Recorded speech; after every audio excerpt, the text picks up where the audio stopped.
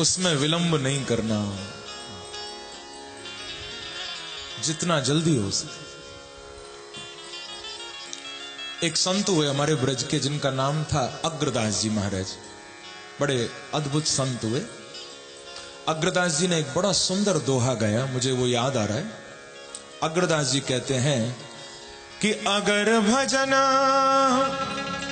आतुर है करो, अगर भजन आतुर करो, जब लो या घट श्वास, क्योंकि नदी किनारे रूखड़ा, जब तब होवे विनाश। एक छोटा सा पौधा किसी नदी के किनारे पर उग आया है। आपने देखा होगा नदी के तट पर छोटे छोटे पौधे, छोटी छोटी घास निकल आती है। अग्रदास जी कहते हैं कि भैया भगवान का भजन करना है तो अगर भजन आतुर करो, आतुर होकर जितना जल्दी हो सके भगवान के भजन में लगो, क्योंकि समय का भरोसा नहीं। जैसे नदी के तट पर यदि कोई पौधा उग आया है तो उसका जीवन कब तक है, क्या भरोसा। न जाने कब नदी में पानी ज्यादा आ जाए और एक तेज लहर आकर उस पौधे को उखाड़ ले जाए। अरे बरसात होती है, पानी बढ़ता भी है, उतरता भी है नदी में। न जाने कब बाढ़ आएगी और पौधा उखड़ जाएगा, बह जाएगा पानी में। ऐसे ही बंधुओं, न जाने कब मौत की बाढ़ आएगी और तुम्हारा जीवन ले जाएगी। तो उससे पहले बांके बिहारी को याद करना शुरू कर दो, परमात्मा का भजन करना प्रारंभ कर दो। नदी किनारे रूखड़ा, जब तब होवे विनाश। तो ये बात गोकर्ण जी ने समझाई और यही कहा कि सेवा कथा रसमहो नेतराम पिबत्वम। पिताजी जितना हो सके सेवा में लगो, जितना हो सके भगवान की कथा सुनो। ऐसा उपदेश किया गोकर्ण जी महाराज ने कि आत्मदेव का हृदय परिवर्तित हो गया। अब तक तो कह रहे थे हाय बेटा, हाय बेटा, हाय बेटा,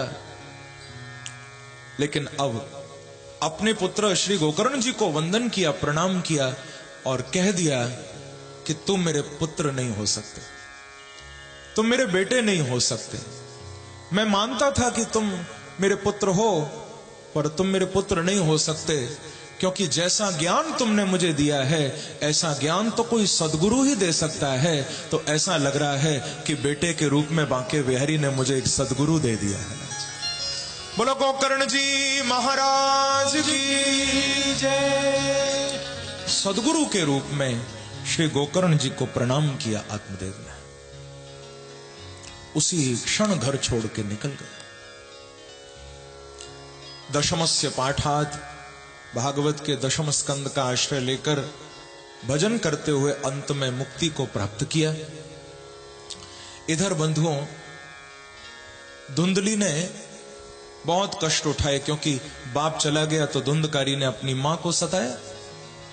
बहुत कष्ट धुंधली को धुंधकारी ने दिए हैं।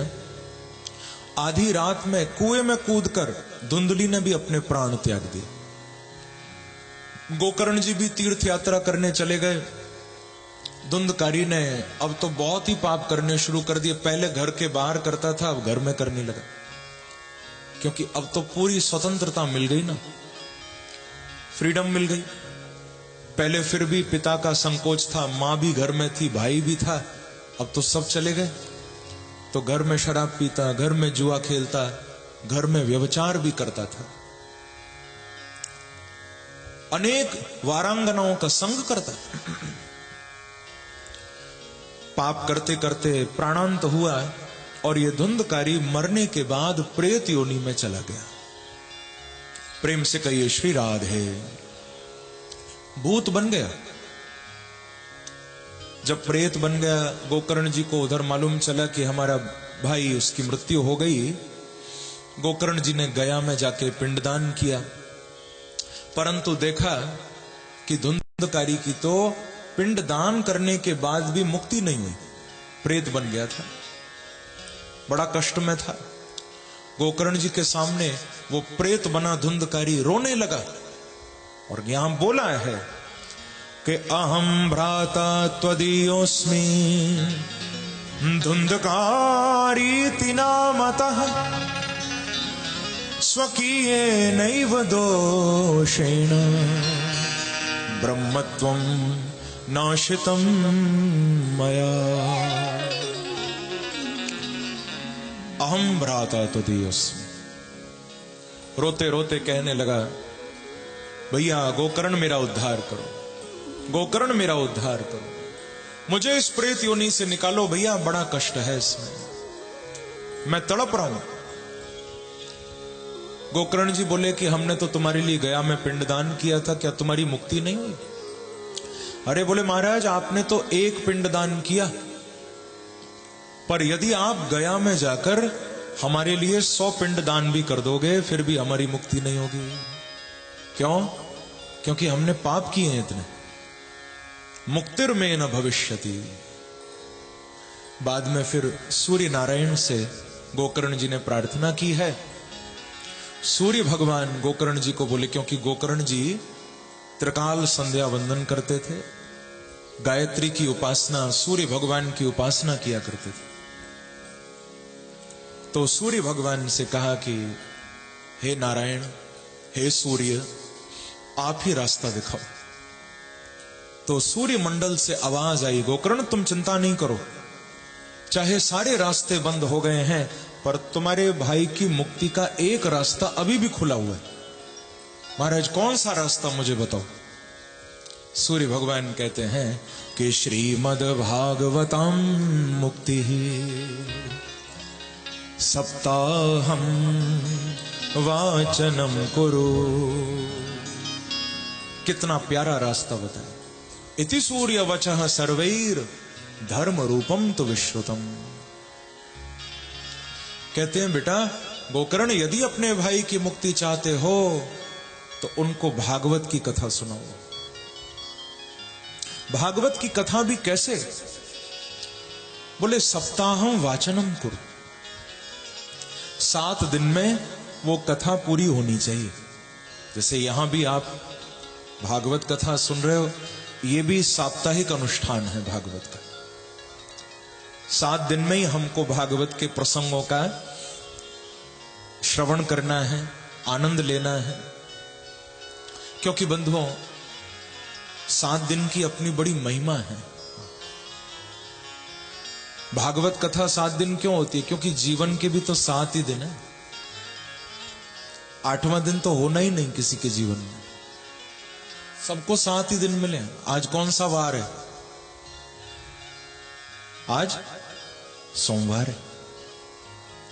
सोमवार से ही शुरू करो। सोम, मंगल, बुध, गुरु, शुक्र, शनि, रवि, 7 के बाद फिर घूमकर फिर सोम पर आओगे। 8वां बार होगा ही नहीं, 7 ही दिन। इन 7 दिन में ही जीना भी है। इन 7 दिन में ही संसार के काम भी करने हैं, भजन भी करना है, सब कुछ करना है और जाना भी है। 7 दिन का खेल है। मैं कहा करता हूं, सोमवार को पैदा हुए, मंगलवार को बड़े हुए, बुधवार को शादी हुई, गुरुवार को बच्चे हुए, शुक्रवार को बीमार पड़े, शनिवार को हॉस्पिटल और रविवार को निकल लिए। जो कुछ होगा इन 7 दिन में ही होगा। जीना मरना सब 8वां दिन तो है ही। इसीलिए बंधुओं भागवत कथा भी 7 दिन होती है। 7 दिन में भागवत कथा सुनने का बड़ा महत्व है। इस साप्ताहिक अनुष्ठान को कलिकाल में बड़ा श्रेष्ठ बताया। वो ये नहीं दिखाते कि हम कथा से उठ के जा रहे हैं, फोन जेब से निकाला, कान से लगाया और निकल गए हलो करते हुए। बोले जानबूझ के नहीं जा रहे, कुछ काम आ गया इसीलिए थोड़ा जा रहे। फोन आता भी नहीं है, बस जेब से निकाला, हलो करते हुए, जैसे मानो फोन आया और निकल गए। तो भैया बड़ा मुश्किल बात है। 7 दिन भी यदि हम निष्ठा से भागवत कथा में बैठ जाएं, कथा सुन लें, तो बहुत बड़ी बात है। आज समय भी नहीं है किसी के पास कि कोई 15 दिन, 1 महीना, 6 महीना, 1 साल तक कथा कराए। समय भी नहीं होता। और फिर सही बात तो यह है बंधुओं, अनुष्ठान जितना लंबा होता है ना, उस अनुष्ठान में विघ्न आने की आशंका भी ज्यादा होती, क्योंकि श्रेयांसे बहु विघ्नानि। गलत काम कोई करने जाएगा तो शायद उतने विघ्न नहीं आएंगे, पर अच्छा काम करने आगे बढ़ोगे तो 100 विघ्न खड़े हो जाएंगे। कभी तुम्हारा मन डामाडोल होगा, करें या नहीं करें। कभी कोई तुम्हारे कान भरेगा, अरे क्या रखा है इसमें, क्यों करते हो। अच्छा काम करोगे तो रोकने वाले 100 लोग खड़े हो जाएंगे, अनेक विघ्न आ जाएंगे। इसीलिए बंधुओं, यह भी कहावत बड़ी प्रसिद्ध है, नीतिकारों ने कहा कि शुभस्य शीघ्रम कर्तव्यम। गलत काम कल पर टालो, अच्छा काम करने का संकल्प उठे तो जितनी जल्दी हो सके उसे करो, उसे कल पर मत टालो, जल्दी करो। मन का भरोसा नहीं कब मन पलट जाएगा। अब निकले तो थे घर से कि चलो भागवत कथा बड़ी सुंदर हो रही है, थोड़ी देर सुन के आए, बहुत लोग आनंद ले रहे हैं कथा का, चलो हम भी चलें। निकले थे, अब मन तो मन है, रास्ते में कोई मित्र मिल गया, उसने कह दिया कि भैया अरे कथा वथा में क्या रखा है, वैसे भी भागवत तो 7 दिन होनी है, आज तो दूसरा ही दिन है, फिर किसी दिन चले जाना। बोले आज कहां चले? बोले एक नई मूवी रिलीज हुई है, चलो थोड़ी देर देख के आए। चले गए, पलट गया ना मन, ऐसे ही पलट जाता। संकल्प उठता है। कितने लोग ये सोचते हैं कि चलो वृंदावन दर्शन करने बांके बिहारी का जाएंगे, लेकिन घर से वृंदावन के लिए निकलते हैं, न जाने कहां कहां पहुंच जाते हैं। कई लोग दिल्ली से निकलते हैं वृंदावन के लिए और वो वृंदावन की जगह आगरा ताजमहल देखने आ जाते हैं। कई लोग आगरा से वृंदावन के लिए निकलते हैं, वो दिल्ली घूमने पहुंच जाते हैं। लेकिन जिन पर बिहारी जी कृपा करते हैं, वो चाहे दिल्ली जा रहे हों चाहे आगरा आ रहे हों, वो तो बीच में रुककर बांके बिहारी के चरणों में पहुंच जाते हैं। प्रेम से कहिए श्री राधे, श्री राधे। तो शुभ कार्य में बड़े विघ्न आते हैं भैया, इसीलिए जल्दी करो। तो यहां पर साप्ताहिक भागवत की प्रेरणा सूर्य नारायण ने गोकर्ण जी को की, और फिर धुंधकारी के लिए भागवत हुई। गोकर्ण जी स्वयं वक्ता बने थे। 7 गांठों वाला बांस रखा गया था, जिसमें वायु रूप धारण करके वो धुंधकारी बैठ गया था। एक एक दिन के कथा विश्राम पर उस 7 गांठों वाले बांस की एक एक गांठ खुलती गई। सप्तक ग्रंथि विभेदनम, 7 दिन भागवत हुई, बांस की 7 गांठें अपने आप फट गईं। और जो धुंधकारी प्रेत योनि में पड़ा था, भागवत कथा का जैसे ही विश्राम हुआ, तो विश्राम होते ही धुंधकारी ने प्रेत योनि छोड़ दी और बांके बिहारी का पार्षद बन के प्रकट हो गया। बोलो श्रीमद् भागवत महापुराण की, वृंदावन बिहारी लाल की। दिव्य रूप धरो जातः तुलसी दाम मंडितः, पीतवासा घन श्यामो मुकुटी कुंडलान्वितः। दिव्य रूप आ गया, धुंधकारी के कंधे पर पीतांबर आ गया। अब ऐसा नहीं लगता कि कोई प्रेत है, ऐसा लगता है कोई भगवान का भक्त है। गले में तुलसी की कंठी आ गई। वैष्णवों के भक्तों के सारे चिन्ह धुंधकारी के अंग में प्रकट हो गए। और बंधुओं, उसी समय भगवान के धाम से विमान आया और विमान में बैठकर धुंधकारी प्रभु के धाम चला गया। धन्या भागवती वार्ता प्रेत पीड़ा विनाशिनी। धन्य है भागवत की कथा कि एक प्रेत को भी बांके बिहारी के चरणों में भेज दिया। अरे हम तो अभी जीवित हैं, जब एक मरा हुआ प्रेत बिहारी जी के चरणों में जा सकता है, हम तो जीते जी भागवत की शरण में आ गए। क्या भागवत जी की कृपा हमारे ऊपर नहीं बरसेगी? हम भी बांके बिहारी के चरणों तक जाएंगे। एक बार कहिए श्री राधे, श्री राधे। तो बंधुओं, ये प्रसंग सुनाया। आगे फिर गोकर्ण जी की कृपा से भागवत जी की कृपा से पूरा गांव भी मुक्ति को प्राप्त कर गया था। भागवत का बड़ा सुंदर विधि कथन हुआ। गंगा के तट पर हरिद्वार में कथा का विश्राम हुआ। बहुत ध्यान से सुनिएगा। जब कथा का विश्राम हुआ, सनत कुमारों ने कथा सुनाई थी। भक्ति, ज्ञान, वैराग्य नाचे थे, पुष्ट स्वस्थ पूरी तरह से जिनको भगवान ने कर दिया था। नारद जी को सनत कुमारों ने पूछा कि नारद जी, भागवत कथा सुन के तुम्हें क्या मिला? तो महात्म्य श्री नारद जी ने एक बड़ी प्यारी बात कही है।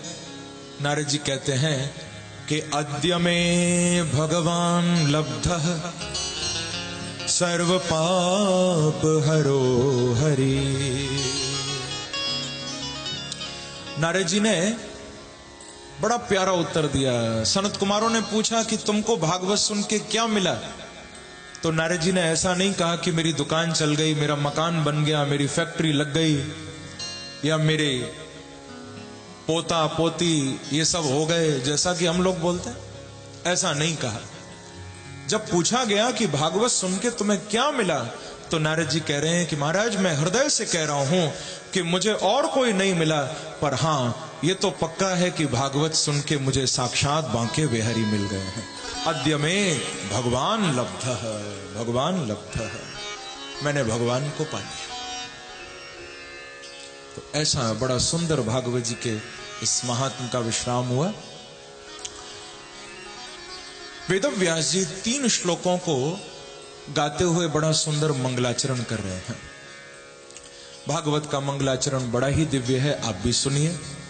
कहते हैं, जन्माद्यस्य यतोऽन्वयादितरतः चार्थे स्वभिज्ञ स्वरा तेने ब्रह्म हृदय आदि कवये मुह्यन्ति यत्सूरयः तेजो वारि मृदा यथा विनिमयो यत्र त्रिशर्गो मृषा धाम्ना स्वेन सदा निरस्तकुहकम् सत्यं परं धीमहि। सत्यम परम धीमहि, ऐसा कहकर भागवत जी का शुभारंभ कर रहे हैं। इस प्रथम श्लोक में परम सत्य का ध्यान कराया है। यत् सत्यतया मिथ्या सर्गोपि सत्यवत् प्रतीयते तम परम सत्यमित्यर्थः। आचार्यों ने परम सत्य का अर्थ किया है। परम सत्य कौन है? हम लोग परम सत्य नहीं है। थोड़ा सा गंभीर होकर सुनिएगा। ये मंगलाचरण का प्रथम श्लोक बड़ा गंभीर श्लोक है। परम सत्य कौन है? कहते हैं कि जिसकी शक्ति से, जिसकी शक्ति के कारण संसार झूठा होते हुए भी सच्चा लग रहा है, संसार मिथ्या होते हुए भी सत्य प्रतीत हो रहा है, बोले वो परमात्मा परम सत्य है। आप लोग समझ रहे हो ना? अब संसार हम देख रहे हैं, कहते तो सब हैं कि संसार झूठा है, लेकिन लगता तो नहीं है। क्या बच्चे झूठे लगते हैं? क्या पति पत्नी, माँ बाप, परिवार, रुपया, पैसा, ये सब झूठे लगते हैं? क्या सब सच्चे लगते हैं? लगते हैं या नहीं? अरे हां या ना, कुछ तो बोलो। क्या बोलने का ठेका अकेले मैंने लिया है? अरे बीच में मत बोलो, पर पूछूं तब तो बोलो। प्रेम से कहो श्री राधे राधे। संसार झूठा लगता तो नहीं है, सब सच्चे लगते हैं। हमको सब सत्य प्रतीत होता है। यदि संसार सच्चा नहीं लगता तो संसार से मोह नहीं होता।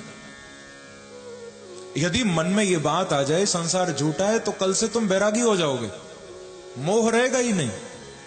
मोह क्यों है? क्योंकि यह सब सच्चा लगता है। आपने देखा होगा बंधुओं, कभी कभी कोई कलाकार कोई आर्टिस्ट ऐसी कमाल की मूर्ति बना देता है या कोई चित्र बना देता है कि उसको देखकर ऐसा लगता है कि शायद इसमें जान है। लगता है या नहीं?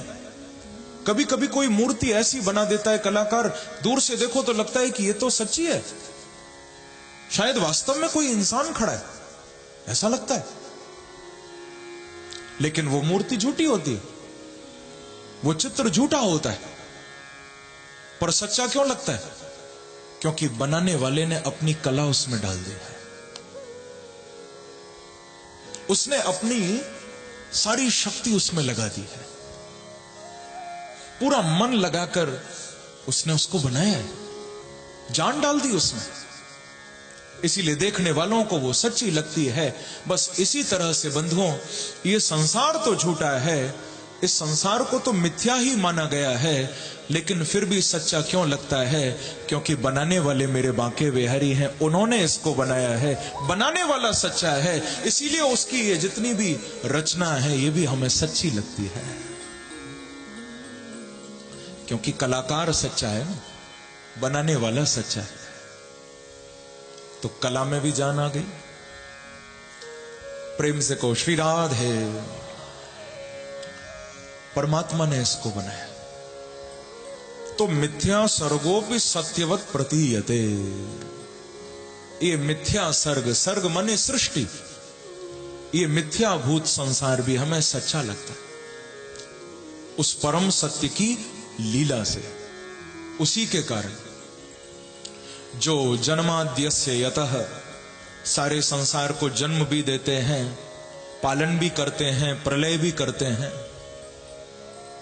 अन्वयाद इतरतश्च, सबको बनाने वाले तो हैं ही, लेकिन सबके अंदर भी बैठे हुए हैं। प्रत्येक सत पदार्थ में जो अनुगत भी हैं, बहुत ध्यान से सुनना, भगवान ने संसार को बनाया तो है, पर बने भी भगवान ही हैं, कोई और नहीं है, भगवान ही बने भी हैं। यदि एक पत्थर भी परमात्मा ने बनाया है तो समझ लेना उसके रूप में भी भगवान ही बने।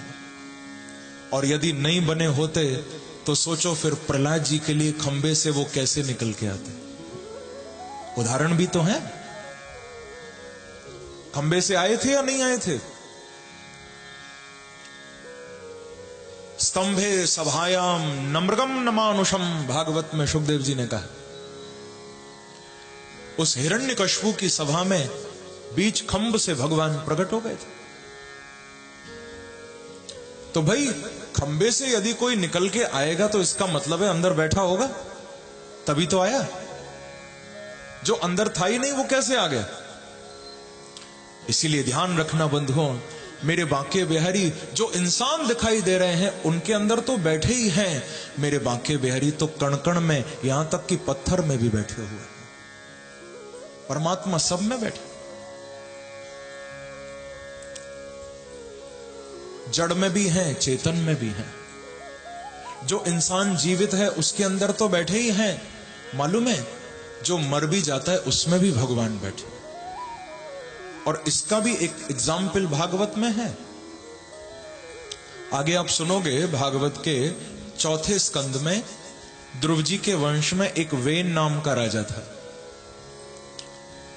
वो राजा बड़ा दुष्ट था। न अष्टव्यम न दातव्यम न होतव्यम ध्वजा क्वचित इति न्यवारी यद्धर्मम भेरी घोषेण सर्वश। बड़ा दुष्ट राजा था वेन। जब ब्राह्मणों के शाप से ये वेन मर गया था तो इसका वो मृत शरीर, वो मरा हुआ शरीर महीनों तक तेल के द्रोण में रखा गया था। और बाद में ब्राह्मणों ने प्रार्थना की थी तो क्या हुआ, मेरे बांके बिहारी वेन के मरे हुए शरीर से अवतार लेकर आ गए पृथु बन के। बोलो पृथु भगवान की जय। ये भागवत की कथा है। सोचो जरा, केवल जीवित में नहीं बैठे, जो मर गया है उसमें भी भगवान बैठे। एक मृत शरीर में भी परमात्मा है। तो भगवान तो कण कण में व्याप्त हैं बंधु, हर जगह बैठे हुए हैं। इसीलिए मैं कहा करता हूं बंधुओं, कभी कभी आम है आज भी तेरे जलवे, हर कोई देख सकता नहीं है। परमात्मा की लीला, परमात्मा का दर्शन, परमात्मा का होना तो आज भी अनंत है, कण कण में वो बैठा है, लेकिन सब नहीं देख सकते। आम है आज भी तेरे जलवे, हर कोई देख सकता नहीं है। सबकी आंखों पे पर्दा पड़ा है प्यारे, तेरे चेहरे पे पर्दा नहीं है। प्रेम से कहो श्री राधे, श्री राधे। यदि पर्दा पड़ा है तो हमारी आंखों पर पर्दा है। धामना स्वेन सदा निरस्त कुहकम, वो पर्दा ही तो हटाना है। स्वेनैव धामना महसा निरस्तम कुहटम कपटम।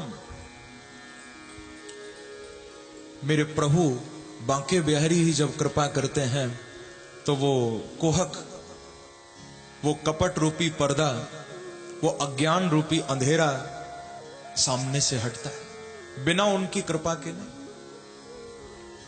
धामना स्वेन, स्वेनैव धामना, उनकी कृपा से ही ये माया का पर्दा हटता है। आपने देखा होगा वृंदावन में आप जाते हो, बांके बिहारी का दर्शन करते हो तो बांके बिहारी पर्दे के अंदर बैठे मिलते हैं। मेरे ख्याल से यहां तो कोई ऐसा भक्त नहीं होगा जिसने बिहारी जी का दर्शन न किया हो। आपने किया है या नहीं? सबने किया है ना। बांके बिहारी पर्दे के अंदर बैठे मिलेंगे, बार बार पर्दा आता है, फिर पर्दा खुलता है, फिर आता है, फिर खुलता है।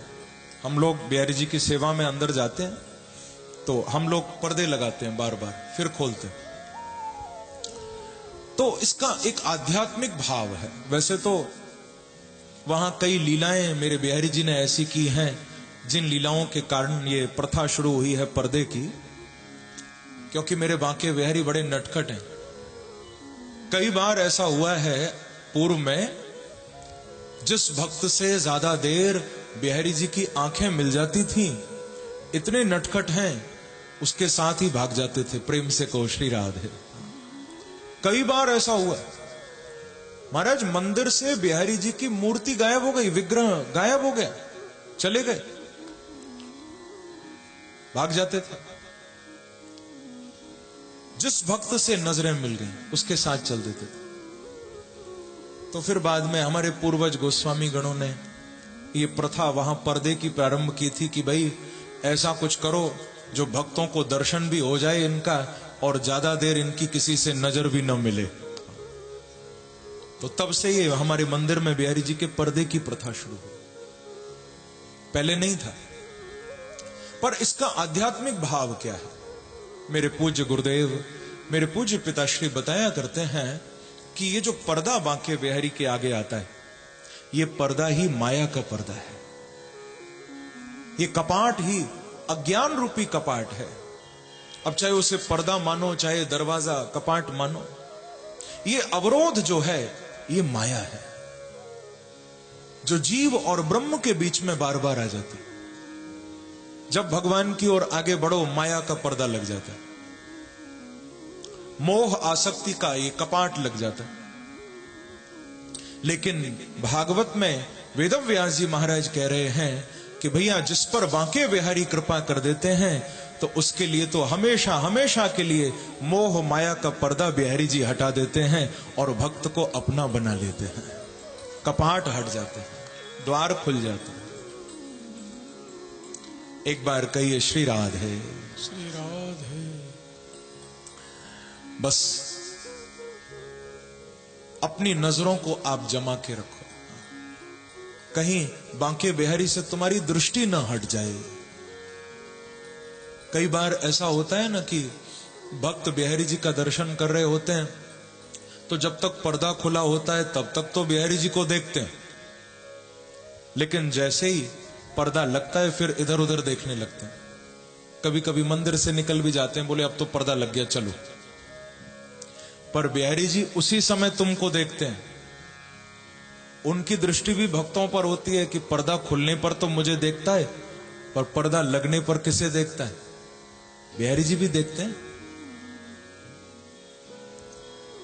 अब कई तो ऐसे हैं जो पर्दा लगते ही इधर उधर देखने लगते हैं या मंदिर से चले जाते हैं, लेकिन कई भक्त ऐसे होते हैं जो पर्दा आए चाहे जाए, पर्दा लगे चाहे खुले, उनको मतलब नहीं होता। उनकी तो आंखों में ही बिहारी जी बसे होते हैं, उनकी दृष्टि तो बिहारी जी पर ही होती है, उनको मतलब नहीं होता। वो तो इंतजार में ही रहते हैं कि हम तो अपने प्यारे को ही देखेंगे। इसीलिए मैं कहा करता हूं, जो शाख टूटती है लचकती जरूर है, जो शाख टूटती है लचकती जरूर है, क्षमा बुझने से पहले फड़कती जरूर है। जो शाख टूटती है लचकती जरूर है, क्षमा बुझने से पहले फड़कती जरूर है। यदि उनको देखना है तो नजरें जमाए रखना, क्योंकि पर्दा हो या चिलमन हो वो सरकती जरूर है। अपनी नजरों को टिकाए रखना, कभी न कभी बिहारी जी कृपा करेंगे और माया का पर्दा खुलेगा, और तब आपको उनका कभी साक्षात अनुभव होगा। प्रेम से कहो श्री राधे, श्री राधे। धैर्य रखना, नजरें जमाए रखना, कभी न कभी तो मेरे बांके बिहारी राधा रानी कृपा करेंगे तुम्हारे ऊपर। कई लोग कहते हैं कि महाराज भगवान को पाना है तो पहली सीढ़ी कौन सी है, शुरुआत कहां से की जाए। बंधुओं, वैसे तो आपको बहुत सारे रास्ते अनेक महापुरुषों के द्वारा मिलेंगे, लेकिन भागवत में जिस मार्ग की ओर सबसे ज्यादा जोर दिया गया है इस कलिकाल में, यदि वो कोई मार्ग है तो वो भगवान का नाम है। और ये कोई प्रारंभिक मार्ग नहीं है कि चलो थोड़े दिन नाम ले लें फिर कुछ और करेंगे, नहीं। इस कलयुग में तो यदि उनको पाना है तो नाम का ही सहारा लेना पड़ेगा, केवल नाम का। बांके बिहारी राधा रानी और किसी दूसरे साधन से तुमको नहीं मिलेंगे। पहला नाम है, जितना नाम जपोगे उतना उसके लिए प्रेम जगेगा हृदय में। नाम लेने से प्रीति बढ़ेगी, नाम लेने से तुम्हारे हृदय में भाव जगेगा, भक्ति जगेगी, प्रेम जागृत होगा। नाम गाओ, जितना गा सको प्रभु का। गाओगे मेरे साथ? थोड़ा गाओ मिलकर कि राधे राधे गाए जा, नाम रस पाए जा, कृष्णा कृष्णा गाए जा, नाम रस पाए जा। गाओ राधे राधे गाए जा, नाम रस पाए जा, कृष्णा कृष्णा गाए जा, नाम रस पाए जा। गाइए कृष्णा कृष्णा गाए जा, नाम रस पाए जा, नाम रस पाए जा, नाम रस पाए जा, नाम रस पाए जा। सब गाओ। नाम रस पाए जा, नाम रस पाए जा, नाम रस पाए जा, नाम रस पाए जा, नाम गाइए भाव से पाए जा। श्री राधे राधे गाए जा, नाम रस पाए जा, राधे राधे गाए जा, नाम रस पाए जा। ओ राधे राधे गाए जा, नाम रस पाए जा, राधे राधे गाए जा, नाम रस पाए जा। राधा कृष्ण नाम जहां, पूर्ण सब काम वहां। राधा कृष्ण नाम जहां, पूर्ण सब काम वहां। राधा कृष्ण नाम जहां, पूर्ण सब काम वहां। राधा कृष्ण नाम जहां, पूर्ण सब काम वहां। हाँ, पूर्ण सब काम वहां, पूर्ण सब काम वहां। ओ पूर्ण सब काम वहां। इसीलिए भैया राधा को रिझाए जा, राधा को रिझाए जा, राधा को रिझाए जा, राधा को रिझाए जा, और शाम को मनाए जा, राधा को रिझाए जा, शाम को गाइए भाव से, राधे राधे गाए जा, नाम रस पाए जा, राधे राधे गाए जा, नाम रस पाए जा, ओ कृष्णा कृष्णा गाए जा, नाम रस पाए जा, कृष्णा कृष्णा गाए जा। ऐसे नहीं, दोनों हाथों से ताली की सेवा करते हुए जाओ।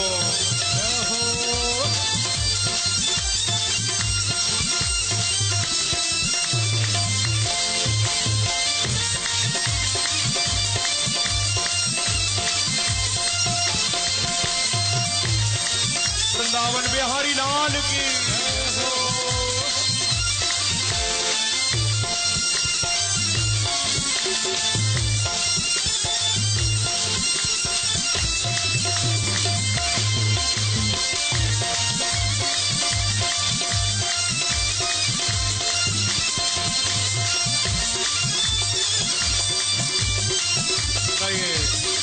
राधे राधे गाए जा, राधे राधे गाए जा, राधे राधे गाए जा, राधे राधे और नाम रस पाए जा, राधे राधे गाए जा, नाम रस पाए जा, ओ कृष्णा कृष्णा गाए जा, नाम रस पाए जा, कृष्णा कृष्णा गाए जा, नाम रस पाए, क्योंकि नाम ही आधार है, वेदों का सार है, नाम ही आधार है, वेदों का सार है, नाम ही आधार है, वेदों का सार है, नाम ही आधार है, वेदों का सार है। भागवत में यही बात कही गई है। इस कलयुग में और कोई साधन नहीं कर सकते तो कोई बात नहीं। कृते अध्यायतो विष्णुम त्रेतायाम यजतो मखई, द्वापरे परिचर्यायाम कलौ तद हरि कीर्तनात्। जैसे जब सतयुग था तो सतयुग में भगवान तप से मिलते थे, हजारों साल तप करना पड़ता था, ध्यायतो विष्णु ध्यान करना पड़ता था, तब प्रभु की एक झलक मिलती थी। जब त्रेता आया तो यजतो मखई, त्रेता में भगवान की प्राप्ति यज्ञ से होने लगी। जब द्वापर आया तो परिचर्यायाम, द्वापर में भगवान सेवा से मिले। पर बंधुओं, इस कलयुग में यदि सेवा पूजा नहीं कर सकते कोई बात नहीं, योग याग नहीं कर सकते कोई बात नहीं, यदि ध्यान तप नहीं कर सकते कोई बात नहीं, जहां बैठे हो बैठे बैठे प्रभु का नाम गाते रहो, क्योंकि कलयुग में तो नाम से ही बांके बेहरी मिल जाएंगे, केवल नाम।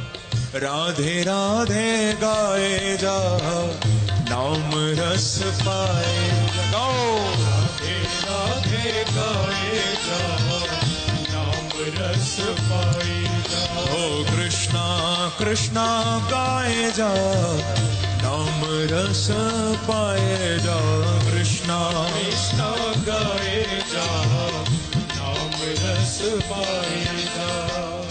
नाम ही आधार है, सब वेदों का सार है, नाम ही आधार है, सब वेदों का सार है, नाम ही आधार है, वेदों का सार है, नाम ही आधार है, वेदों का सार इसलिए प्यारे नाम गंगा नहाए जा, नाम गंगा नहाए जा, और गोते लगाए जा, नाम गंगा नहाए जा, गोते लगाए जा, राधे राधे गाए जा, नाम रस पाए जा, राधे राधे गाए जा, नाम रस पाए जा, ओ कृष्णा कृष्णा गाए जा, नाम रस पाए जा, कृष्णा कृष्णा गाए जा, नाम रस। दोनों हाथ उठाकर ताली की सेवा करते हुए हरि बोल हरि बोल।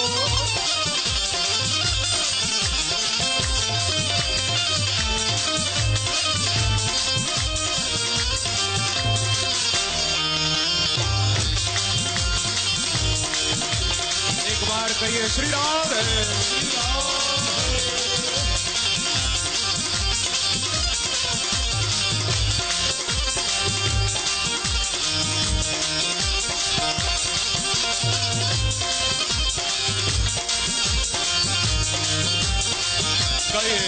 ओ राधे राधे गाए जा, राधे राधे गाए जा, प्यारे नाम रस पाए जा, राधे राधे गाए जा, नाम रस पाए जा, कृष्णा कृष्णा गाए जा, नाम रस पाए जा, कृष्णा कृष्णा गाए जा, नाम रस पाए जा। रसना पे नाम हो, हाथों से दान हो, रसना पे नाम हो, हाथों से दान हो, रसना पे नाम हो, हाथों से दान हो, रसना पे नाम हो, हाथों से दान हो। हाथों से दान का अर्थ है प्रभु का नाम गाते रहो और इन हाथों से अच्छे काम करते रहो।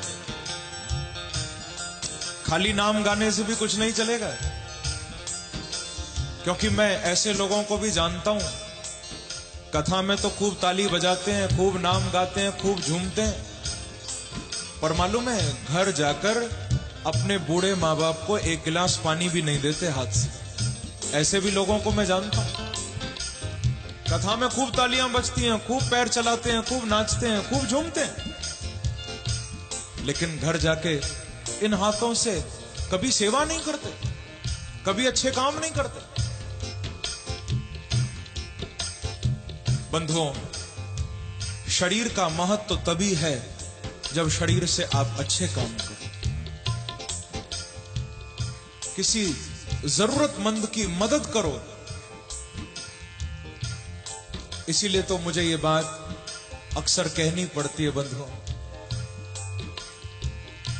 इबादत नहीं है बस माला को घुमा देना। हाथ में आपके माला है, भजन करो, माला घुमाओ, लेकिन उतना ही भजन नहीं है। इबादत नहीं है बस माला को घुमा देना। इबादत है किसी रोते को हंसा देना। इबादत नहीं है बस माला को घुमा देना। इबादत है किसी रोते को हंसा देना। इबादत है किसी उजड़े को बसा देना। और इबादत है किसी भूखे को खिला देना। इसीलिए रसना पे नाम हो, हाथों से दान हो। रसना पे नाम हो, हाथों से दान हो। रसना पे नाम हो, हाथों से दान हो। रसना पे नाम हो, हाथों से दान हो। ओ हाथों से दान हो, हाथों से दान हो। हाँ, हाथों से दान हो, हाथों से दान हो। जितना हो सके प्रभु का नाम गाओ, हाथों से दान भी करते रहो। और इतना ही नहीं बंधुओं, भगवान का नाम भी गाओ, हाथों से दान भी करो, लेकिन साथ साथ ये भी ध्यान रखना, भागवत का संदेश है, नाम भी परमात्मा का गाओ, दान भी आप करो, लेकिन ये नहीं भूलना कि अंत में हमारी मंजिल तो बांके बिहारी ही है। कभी कभी ऐसा भी होता है कि संसार में जरूरतमंदों की मदद करते करते हम लोग ये भी सोच लेते हैं कि ये दुनिया ही हमारी है। अब भाई परिवार का जो मुखिया है वो भी तो परिवार की सेवा करता है, बच्चों की खूब सेवा करता है, पढ़ाता है, लिखाता है, सारे काम करता है, लेकिन फिर ये भी सोचने लगता है कि मैं चला जाऊंगा तो क्या होगा, मैं नहीं रहूंगा तो इनका कौन संभालेगा, कौन देखभाल करेगा, इनका होगा क्या। ये बात मन में नहीं लाना कभी। हाँ, तुम दान करते हो, जरूरतमंदों को देते हो, अच्छी बात है, पर ये नहीं सोचना कि तुम्हारे दम से ही सब चल रहे हैं। ये सोचोगे, क्योंकि संसार में क्या होता है, दान तो इतना होता है, पर इतने किए हुए दान का अभिमान इतना होता है या नहीं? अभिमान बहुत होता है। यदि किसी को 10 रुपए भी दिए होंगे ना, तो 10 बार उसको बोल देंगे कि भूलना नहीं, मैंने 10 रुपए दिए थे।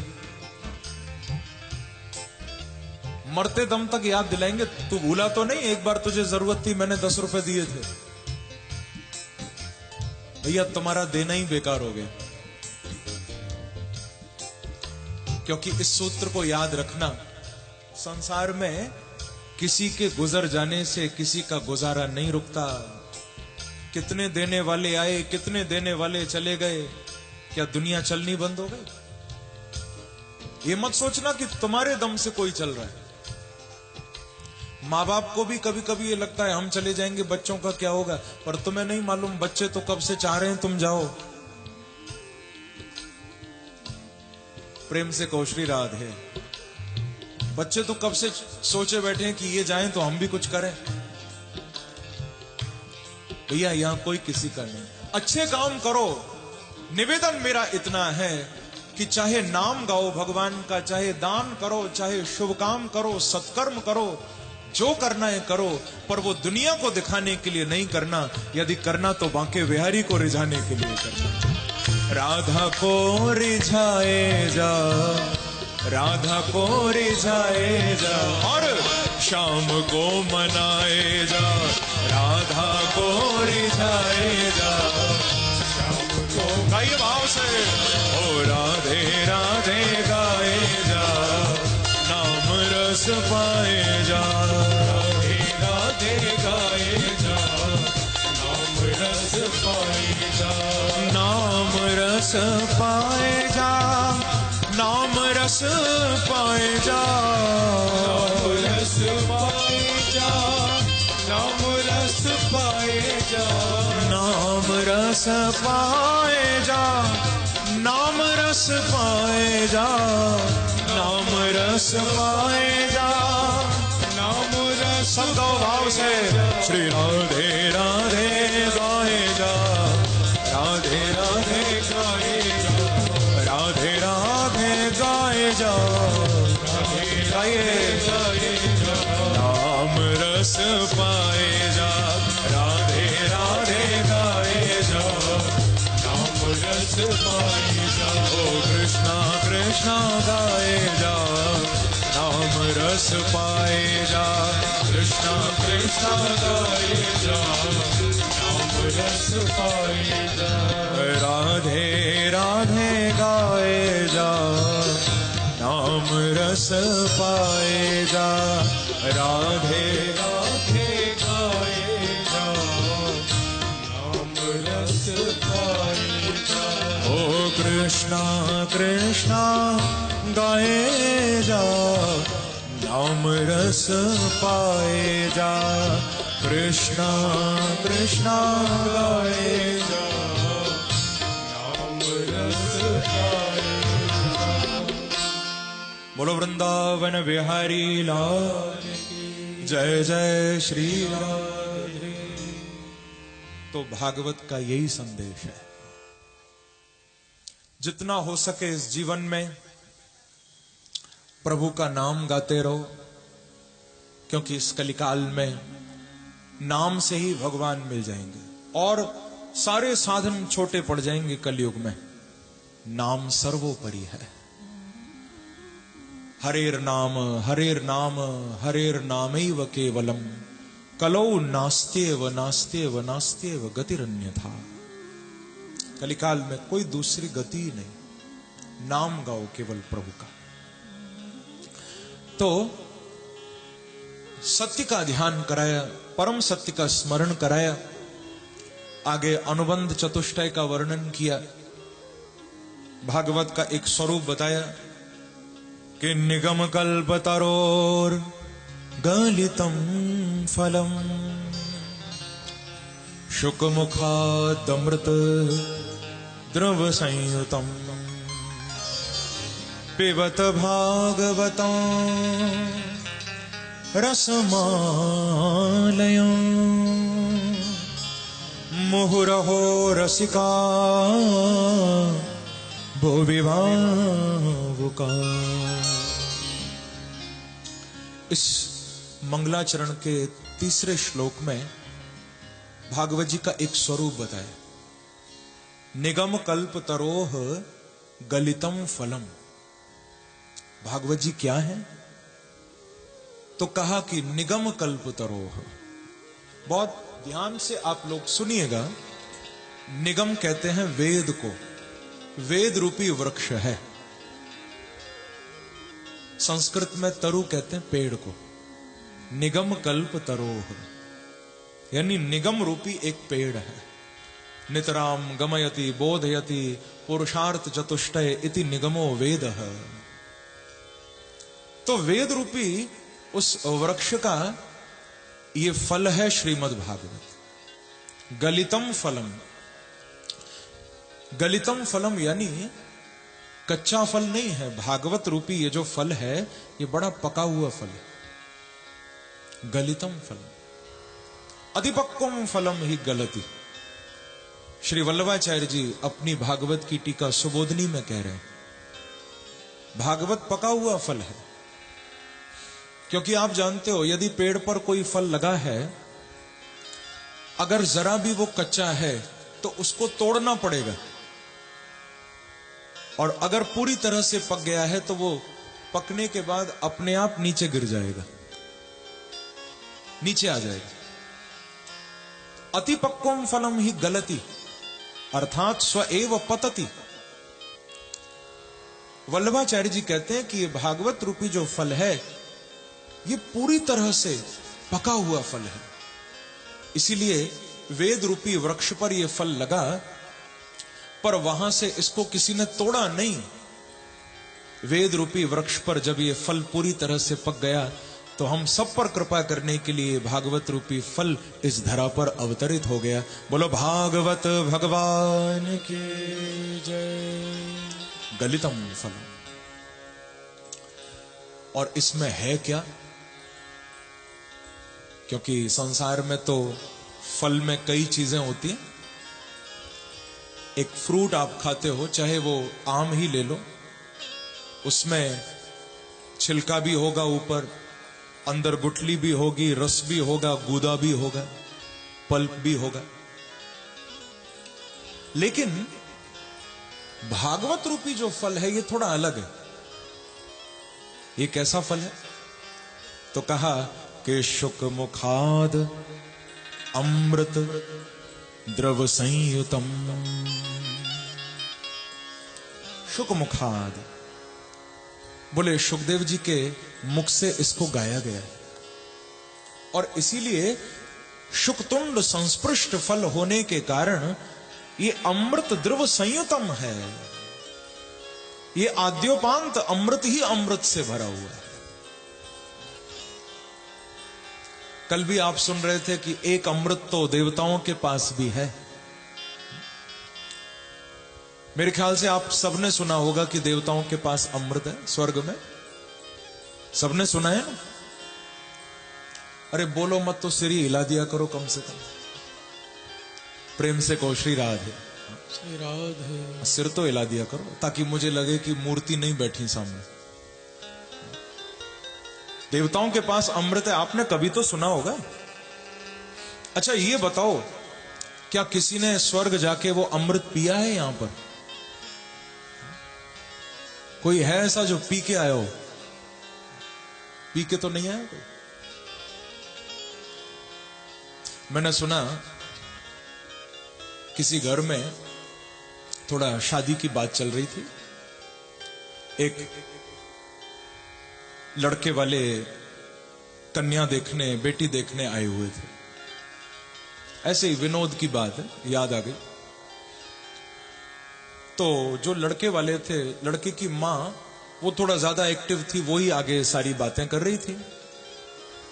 लड़की को पूछ रही थी कि बेटी हमारे घर में आओगी तो कैसा माहौल बनाओगी, क्या करोगी, थोड़ा अभी से बता दो। लड़की भी बहुत एक्टिव थी। लड़की बोली कि माताजी आप चिंता नहीं करना, बस आने तो दो मुझे, आते ही तुम्हारे घर को स्वर्ग बनाऊंगी और घर वालों को स्वर्गवासी। भाई स्वर्ग बनेगा तो स्वर्गवासी तो रहेंगे। बोलो वृंदावन बिहारी लाल की। तो मैं पूछना चाहूंगा, कोई ऐसा है जो स्वर्ग जाके पी के आया हो अमृत? पिया तो नहीं होगा ना। अच्छा वहां जाके देखा तो होगा किसी ने अमृत कैसा है? देखा भी नहीं।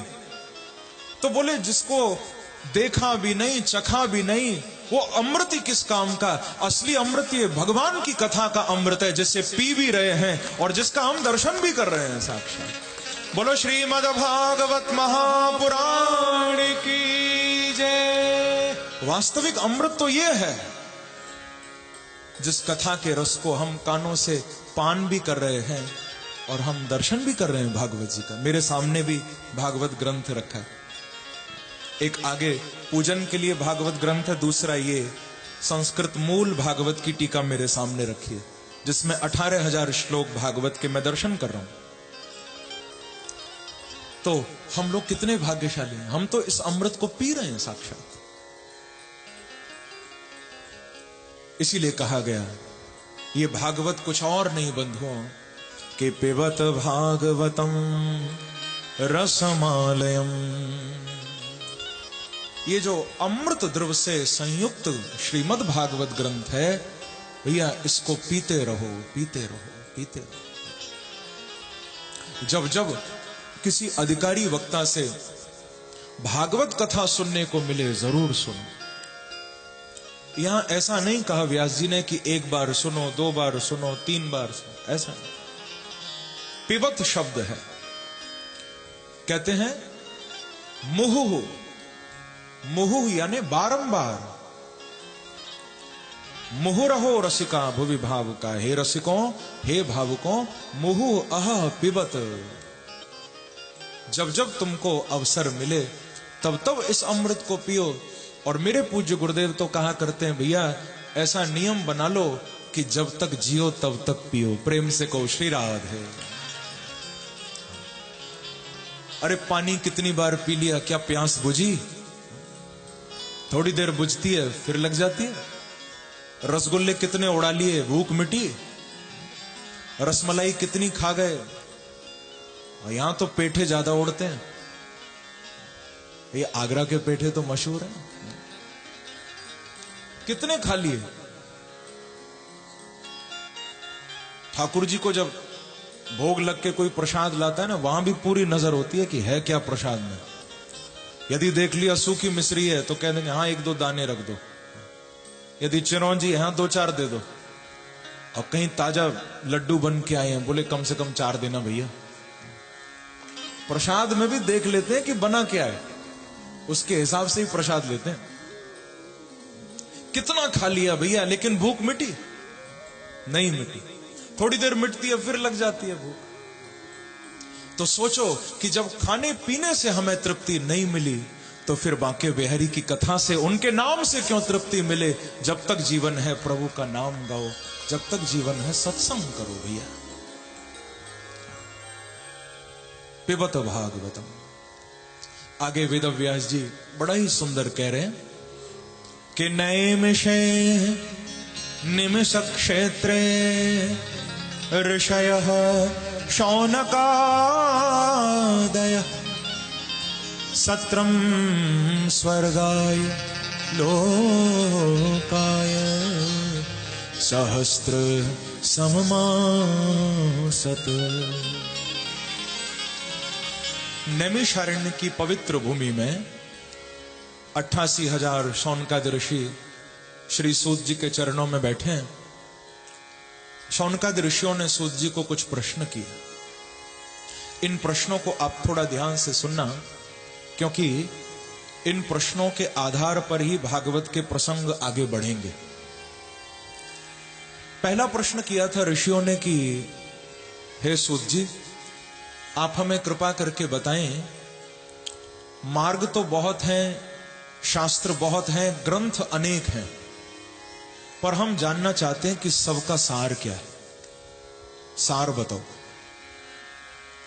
दूसरा प्रश्न पूछा कि गुरुदेव, इस जीवन में जिस काम को करने के बाद बड़ी सरलता से मानव को कल्याण मिले, तो कल्याण का वो सरल रास्ता कौन सा है। तीसरा प्रश्न किया कि सूत जानासि भद्रम ते भगवान सात्वतां पति देवक्यां वसुदेवस्य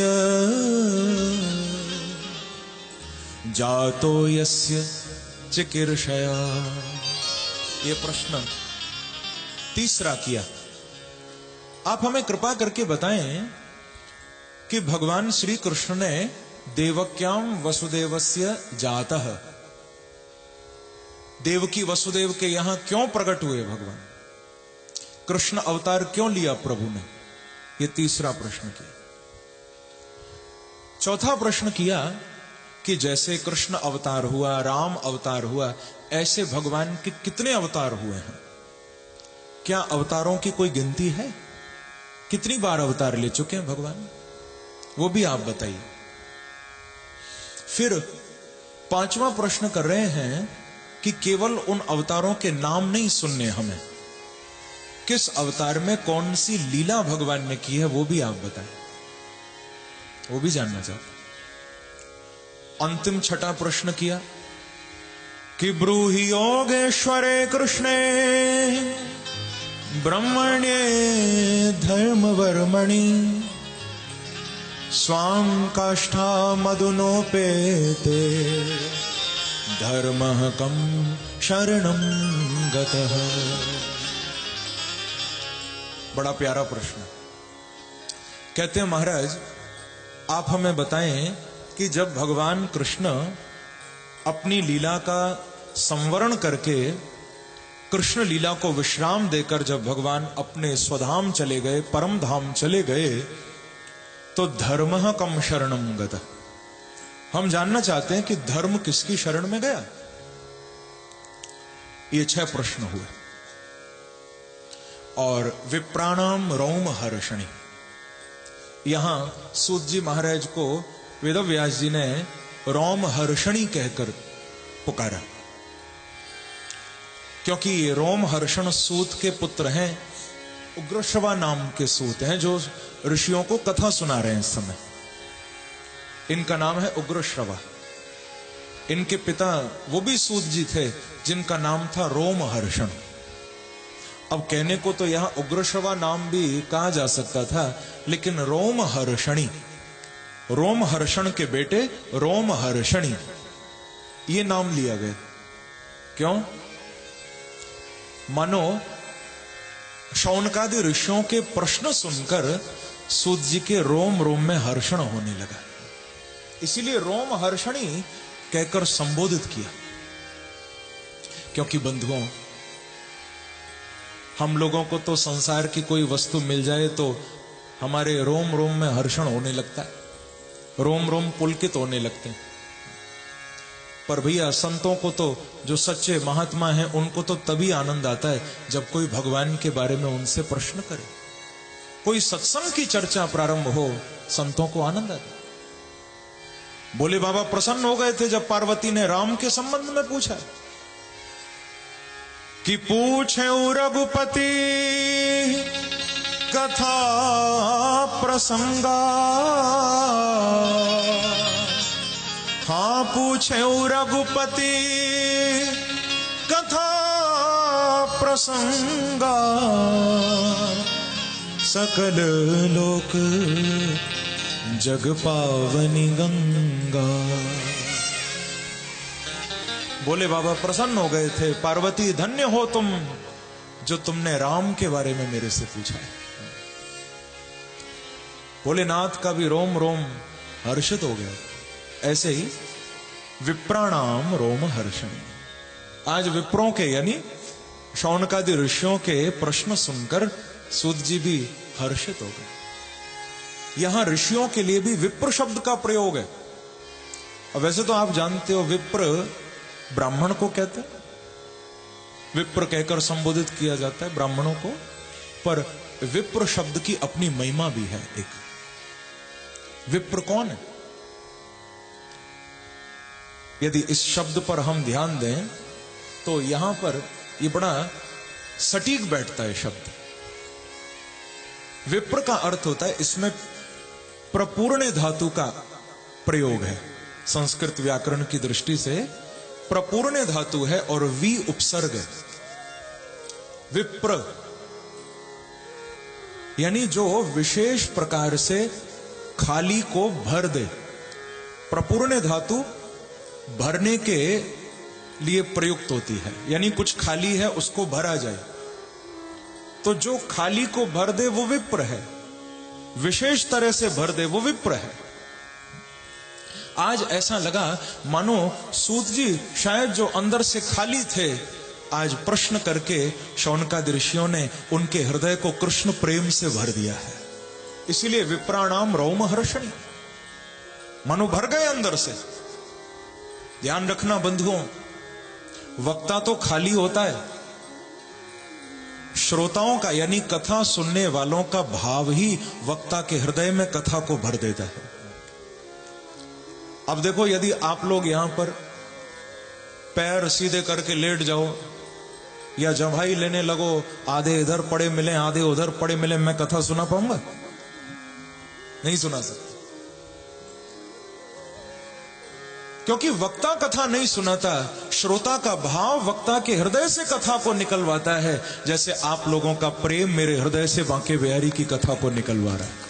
ये मैं नहीं सुना रहा कथा, आप लोग इतना भाव से सुन रहे, आप लोगों की श्रद्धा है। मैं कौन होता हूं सुनाने वाला? विप्राणाम रोम हर्षणी। वाह, सूत जी गदगद हो गए। सबसे पहले तो नर नारायण को प्रणाम किया। नारायणम नमस्कृत्य नरम चैव नरोत्तमम।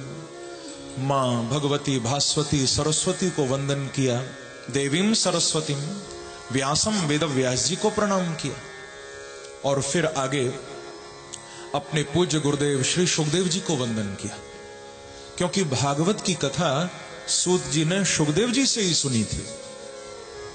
जिस समय राजा परीक्षित को सुखदेव जी भागवत सुना रहे थे तो उस सभा में सूत जी भी बैठे हुए थे। भागवत सूत जी ने सुखदेव जी से सुनी, इसीलिए तम व्यास सून मुपयामि गुरुम मुनि नाम, सुखदेव जी को प्रणाम किया पहले। बोलो सुखदेव जी महाराज की जय। आगे प्रश्नों के उत्तर दिए हैं। प्रथम स्कंद के तृतीय अध्याय में अवतारों के संबंध में चर्चा की। ये एक प्रश्न था कि भगवान के कितने अवतार हुए, तो बताया कि ऋषियों वैसे तो अवतारा ही असंख्य, या भगवान के अवतारों की कोई गिनती नहीं कर सकता, अनंत अवतार हैं। उनकी लीलाओं की भी कोई गिनती नहीं कर सकता कि कितनी प्रभु ने लीलाएं की हैं। इसीलिए तो गोस्वामी जी ने कहा कि हरि अनंत हरि कथा अनंता, कहीं सुनहि बहुविधि सब संता। भगवान भी अनंत है, उनकी कथाएं भी अनंत है। वो तो समय के अनुसार हम लोग सुना पाते हैं, सुन पाते हैं। तो उनके अवतारों की कोई गिनती नहीं कर सकता। परंतु जहां पर भगवान ने विशेष रूप से कुछ लीलाएं की हैं, ऐसे भगवान के 24 अवतार भागवत में बताए गए। 24 अवतार बड़े विशेष हैं, जो विशेष समय पर विशेष कारणों से भगवान ने लिए। वैसे तो अनंत अवतार हैं। अब मीरा जी के लिए कितनी बार प्रकट होकर आए, क्या कोई गिन पाएगा? नामदेव के लिए कितनी बार प्रकट होकर आए, किसी को मालूम है? तुलसीदास जी को कितनी बार दर्शन दिया, क्या पता है? न जाने किस रूप में, किस भक्त के लिए कब भगवान आए। कि सा एव प्रथमं देव कौमारम सर्गम स्थितः चचार दुश्चरम ब्रह्मा ब्रह्मचर्यमखंडितम। जो पहला अवतार भगवान ने लिया वो ब्रह्मचर्य अवतार है। ब्रह्मा के 4 बेटों के रूप में सनक, सनंदन, सनातन और सनत कुमार, इन चारों के रूप में प्रथम अवतार भगवान ने लिया ब्रह्मचर्य अवतार। ये चारों हमेशा छोटे से बालक बने रहते, कभी बड़े नहीं होते। अखंड ब्रह्मचर्य का पालन इस अवतार में प्रभु ने किया। ब्रह्मानंद सदालय लीना, देखत बालक बहु का लीना। दूसरा अवतार शौकरम वपुः, वाराह बनकर प्रभु ने लिया। तीसरा अवतार यहां पर देवर्षि नारद के रूप में भगवान का गिनाया गया। श्री नारद जी भी भगवान का अवतार है। भक्ति का प्रचार करने के लिए यह अवतार प्रभु ने लिया। चौथा अवतार नर और नारायण के रूप में भगवान का हुआ। पांचवा अवतार श्री कपिल भगवान के रूप में देहूती मैया को ज्ञान देने के लिए हुआ, जिस पर संभवतः आप कल श्रवण करोगे, कल चर्चा होगी। इसी प्रकार से छठा अवतार श्री दत्तात्रेय के रूप में प्रभु ने लिया। सातवां अवतार रुचि प्रजापति के यहां यज्ञ बन के यज्ञ नारायण रूप से प्रकट हुए। आठवां अवतार अष्टमे मेरु देव्याम, मेरु देवी के गर्भ से श्री ऋषभ देव के रूप में लिया। नववम पार्थवम वपुः, 9वां अवतार श्री पृथु भगवान के रूप में हुआ। 10वां अवतार बड़ा ही सुंदर मेरे प्रभु राजा सत्यव्रत पर कृपा करने के लिए मत्स्य बन के प्रकट हुए, मत्स्यावतार। ये भी आप आगे सुनोगे। 11वां कमठ अवतार कछुआ बन के आए, कच्छप बन के। 12वां धन्वंतरी अवतार सागर से अमृत का कलश लेकर निकले थे मंथन के समय। 13वां है मोहिनी अवतार। जब अमृत का बंटवारा नहीं हुआ तो देवताओं को अमृत पिलाने के लिए मोहिनी बन के आए। इसी प्रकार से 14वां अवतार यहां नरसिंह अवतार बताया। 15वां अवतार बामन अवतार, 16वां परशुराम अवतार, 17वां श्री वेदव्यास जी के रूप में अवतार लिया और 18वां बालकृष्ण के रूप में भगवान अवतार लेते हैं। बोलो कृष्ण चंद्र भगवान की जय। 19वां अवतार श्री बलराम जी का बताया, भगवान राम का बताया, फिर हंस अवतार, हयग्रीव अवतार। ये 21वें और 22वें अवतार थोड़े विशेष हैं क्योंकि इनकी चर्चा यहां नहीं हुई। हंस और हयग्रीव, इन दोनों अवतारों की चर्चा ब्रह्मा जी ने की है आगे द्वितीय स्कंद में नारद जी के सामने। फिर 23वां अवतार बड़ा अच्छा बताया, जिसको कहते हैं बुद्ध अवतार। अंतिम 24वां अवतार वो अभी हुआ नहीं है, इस कलिकाल के अंत में होगा, जिसको कहते हैं कल्कि अवतार। बोलो कल्कि भगवान की जय। कल्किर प्रादुर्भविष्यति। इस कलयुग के अंत में हमारे इसी उत्तर भारत में, इसी उत्तर प्रदेश में जो संभल नगर है, वहां कल्कि बन के भगवान अवतार लेंगे विष्णु यश ब्राह्मण के यहां। और कलयुग के अंतिम चरण में कलिकाल की आयु बताई है 4,32,000 वर्ष। और जिसमें से अभी लगभग 5,500 साल निकले हैं। कई बार मैं लोगों से सुनता हूं कि महाराज फलानी तारीख को दुनिया खत्म होने वाली है, ऐसा लोग कहते हैं। ऐसी नई नई भ्रांतियां चलती हैं कि फलाने दिन दुनिया खत्म हो जाएगी। ऐसा कुछ भी नहीं है। अभी हमारे धर्म ग्रंथों के अनुसार अभी तो कलयुग की आयु बहुत आगे पड़ी हुई है। 4,32,000 में से खाली 5,500 साल निकले। सोचो कितना लंबा कलयुग बचा है अभी। और उस कलयुग के अंतिम 600-700 साल जब बचेंगे बाकी, तब भगवान कल्कि बन के अवतार लेंगे, जब अधर्म बिल्कुल अपने चरम पर होगा और धर्म बिल्कुल पाताल में चला गया होगा। तब भगवान आएंगे, पुनः धर्म की स्थापना करेंगे, अधर्म का विनाश करेंगे। लोग कहते हैं कि महाराज बहुत अधर्म बढ़ गया। भैया अभी तो शुरुआत भी नहीं हुई। हम लोग तो बड़े भाग्यशाली हैं जो फिर भी अच्छे टाइम पर आ गए। आगे तो न जाने क्या क्या होने वाला है। ये समय तो फिर भी बहुत अच्छा है। अभी तो बहुत कलयुग आगे बढ़ेगा। लेकिन एक बात यहां बड़ी प्यारी भागवत में ही महात्म्य में कही गई, कलयुग से घबराना नहीं। चाहे तुम्हारे चारों तरफ कितना भी अधर्म बढ़ता रहे, डरने की जरूरत नहीं, घबराने की जरूरत नहीं, क्योंकि अतस्तु पुंडरीकाक्ष सहते निकटे स्थितः। कलयुग से घबराने की, डरने की जरूरत नहीं। चाहे कितना भी अधर्म बढ़ जाए, चाहे कितना भी चारों तरफ तुम्हारे अत्याचार बढ़ जाए, लेकिन ये नहीं भूलना, कुछ भी हो जाए पर बांके बिहारी तुम्हें छोड़ने वाले नहीं हैं। बिहारी जी हमेशा तुम्हारे साथ हैं। इस बात को जो याद रखेगा, कलयुग उसका कुछ भी नहीं बिगाड़ सकता, क्योंकि प्रभु हमारे निकट बैठे। कलयुग तो उनको सताता है जो बिहारी जी से दूर हो जाता है। जो परमात्मा के निकट है उसका कलिकाल कुछ भी नहीं बिगाड़ सकता। प्रेम से कहिए श्री राधे। श्री राधे।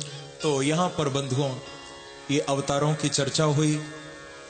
आगे भागवत के संबंध में, भागवत की उत्पत्ति के संबंध में वेदव्यास जी का एक प्रसंग सुनाया गया सूत जी के द्वारा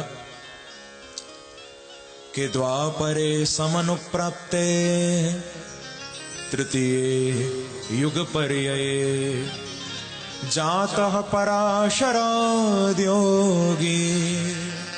वासव्याम कलया हरे। द्वापर के प्रारंभ में महाराज पराशर जी के यहां सत्यवती के गर्भ से वेदव्यास जी का अवतार हुआ। जिन वेदव्यास जी का वास्तविक नाम है कृष्ण द्वैपायन। क्या नाम है? वेदव्यास जी का असली नाम है, वास्तविक नाम है कृष्ण द्वैपायन, क्योंकि दो द्वीपों के बीच में इनका अवतार हुआ था तो नाम पड़ गया था द्वैपायन। अब बड़े होकर जब इन्होंने वेदों का व्यास किया, संस्कृत में व्यास का अर्थ होता है विस्तार, समास यानी कम करना, व्यास यानी बढ़ाना। तो इन्होंने वेदों का व्यास किया यानी वेदों का विस्तार किया, तब से इनका नाम पड़ गया वेदव्यास। पहले वेद एक थे, इन्होंने वेदों के 4 विभाग किए, ऋग्वेद, यजुर्वेद, सामवेद और अथर्ववेद। फिर संतोष नहीं हुआ तो 108 उपनिषदों की रचना की, ब्रह्म सूत्र लिखा और इतिहास का महान ग्रंथ महाभारत लिखा, जिस महाभारत में 1 लाख से भी ज्यादा श्लोक हैं। ऐसा अद्वितीय ग्रंथ महाभारत, जिस महाभारत के संबंध में एक कहावत प्रसिद्ध है, यन्ने हास्ति न तत्क्वचित। दुनिया भर के जितने भी प्रसंग हैं, जितनी भी कथाएं हैं, आपको सब महाभारत में मिल जाएंगी। और जो बात महाभारत में नहीं मिली, समझ लो कहीं भी नहीं मिलेगी। सारी कथाएं महाभारत में मिल जाएंगी, बड़े विस्तार में। महाभारत बहुत कमाल का ग्रंथ है। पर वो लिखने के बाद भी व्यास जी को संतोष नहीं हुआ, 17 पुराणों की रचना की। फिर भी असंतुष्ट मन से सरस्वती नदी के किनारे अपने सम्याप्राश आश्रम में व्यास जी बैठे हैं। उस समय नारद जी का आगमन हुआ। नारद जी ने देखा, पूछा कि व्यास जी आप थोड़ा परेशान लगते हो, क्या बात हो गई, आप थोड़ा उदास हो? तो बताया कि नारद जी, अस्त्येव में सर्वमिदं त्वयुक्तम तथापि नात्मा परितुष्यते में। मैंने इतना सब कुछ लिख दिया, वेद लिखे, उपनिषद लिखे, महाभारत लिखी, इतने 17 पुराण मैंने लिख दिए, फिर भी न जाने क्यों मेरे मन में अशांति है। ऐसा लगता है कि कुछ लिखना बाकी रह गया। तो श्री नारद जी ने यहां अपने पूर्व जन्म का वृत्तांत सुनाया। कथा तो बड़ी विस्तार में है, मैं तो केवल संकेत कर रहा हूं इस प्रसंग का, मुझे आगे बढ़ना है। क्योंकि नारद जी महाराज ने बताया कि मैं पूर्व जन्म में व्यास जी एक दासी का बेटा था। क्योंकि कभी कभी क्या होता है, वैसे संत महात्मा आत्मचर्चा नहीं करते, पर कभी कभी दूसरे को शिक्षा देने के लिए आत्मचर्चा करनी पड़ती है। क्योंकि किसी दूसरे की बात बताएंगे तो शायद सामने वाले को भरोसा ना हो। तो कभी कभी आत्मचर्चा इसलिए भी करनी पड़ती है ताकि सामने वाले को उस बात पर यकीन हो, विश्वास हो, भरोसा हो कि भाई हमारे साथ भी ये घट चुका है। इसीलिए नारद जी कहते कि अहम पुरातीत भवे भवम मुने दास्यास्तु कस्याश्चन वेदवादिनो निरूपितो बालक एव योगिना शुश्रूषणे प्रावृष निर्विवेक्षता। कहते हैं कि व्यास जी,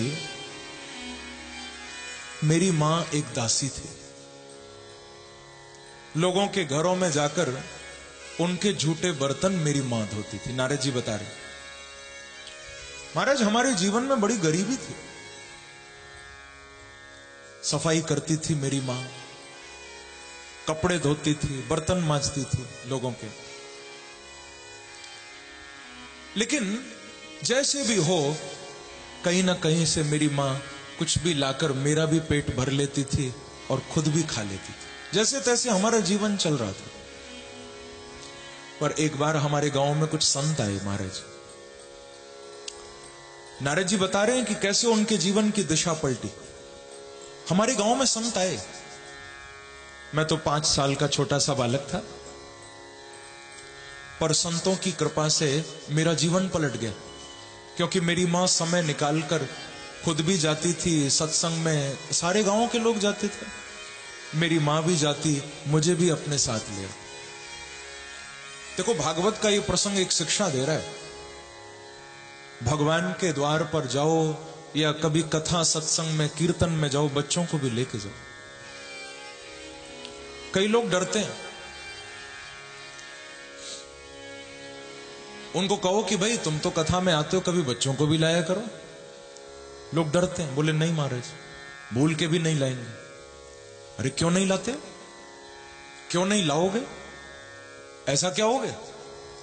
लोग कहते हैं अरे आप भी कमाल करते हो, यदि बच्चों को सत्संग में ले आए, बच्चों का दिल तो कोमल होता है, न जाने तुम्हारी कौन सी बात उनके दिल पर लग जाए और कल घर छोड़ के कहीं वृंदावन भाग जाएं, फिर बच्चे बाबा जी बन जाएं, बैरागी बन जाएं, फिर नहीं लाते। लेकिन मैं कहूंगा बंधुओं, यदि तुम्हारे बच्चे कहीं और चले जाएं तो भले चिंता कर लेना, बिहारी जी के चरणों में चले जाएं तो चिंता नहीं करना। यदि हर माँ बाप यही सोचता रहा तो फिर शायद कभी कोई दूसरा ध्रुव नहीं आएगा। ध्रुव जी महाराज तो प्रभु के चरणों में गए थे ना, आगे आप सुनोगे। और वैसे भी बंधुओं, यदि बच्चों को सत्संग में लाते रहोगे तो यहां से वो खोके नहीं जाएंगे, कुछ पाके ही जाएंगे। और सत्संग की कौन सी बात आपके बच्चों के जीवन में न जाने कब काम आ जाए। यदि बच्चों को भगवान से जोड़कर रखोगे ना, और कुछ देना नहीं देना, उनको अच्छी शिक्षा देना, उनको अच्छे संस्कार देना, उनको भगवान से जोड़ के रखना, तो देखना कभी ना कभी जब बच्चे बड़े होंगे और जीवन के किसी मोड़ पर जब उनको तुम्हारा दिया हुआ वो अच्छा संस्कार याद आएगा, उनके काम आएगा, तो बच्चे भी कहेंगे कि हाँ, हमारे माँ बाप ने हमें कुछ दिया था। नहीं तो भैया दुनियादारी, संसार की दौलत, कार, व्यापार, ये तो हर इंसान बच्चों को देके जाता है। संसार की बातें तो हर माँ बाप देके जाते हैं बच्चों, लेकिन आप संसार के साथ साथ संस्कार भी देके जाना। एक बार कहो श्री राधे।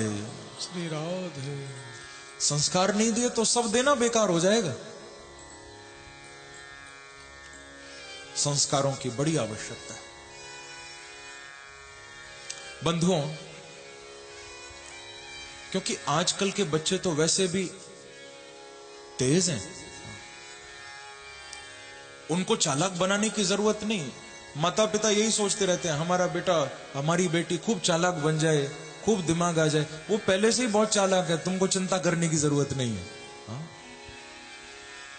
उनको चालाकी मत सिखाओ। अपने बच्चों को सिखानी हो तो इंसानियत सिखाओ, चालाकी नहीं। बच्चे तो बहुत चालाक है। एक बेटा, मैं कभी कभी सुनाया करता हूं, घर आया, एग्जाम हो चुके थे, रिजल्ट आया था, बाप इंतजार में था, पूछा कि बेटा क्या हुआ, तू पास हो गया? तो बोला कि पिताजी आपको याद है ना मेरे साथ एक वो डॉक्टर का बेटा पढ़ता था? बोले हाँ मुझे याद तो है। बोले पिताजी वो फेल हो गए। तो बोले हो गया, तू बता ना तू पास हुआ या नहीं? बोले पिताजी आपको याद है ना मेरे साथ एक वो वकील साहब का बेटा भी पढ़ता था? हाँ। बोले पढ़ता तो था। बोले वो भी फेल हो गए। तो बोले बेटा मुझे उनसे क्या मतलब, तू बता ना। बोले पिताजी आपको मालूम है ना एक वो इंस्पेक्टर साहब का बेटा भी मेरे साथ पढ़ता था? बोले हाँ पढ़ता था।